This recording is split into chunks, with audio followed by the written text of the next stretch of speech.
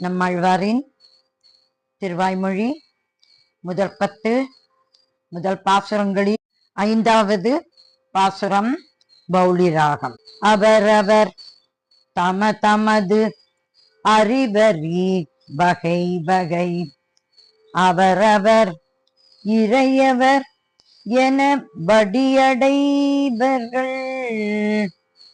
அவரவர் இறையவர் குறைவிலர் இறையவர் அவரவர் விதி வழி அடைய நின்றனரே.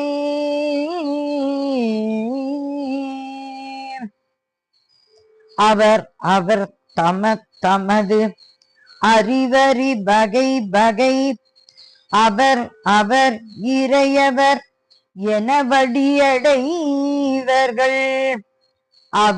அவர் இறையவர் குறைவிலர் இறையவர் அவரவர் விதி வழி அடைய நின்றனரே.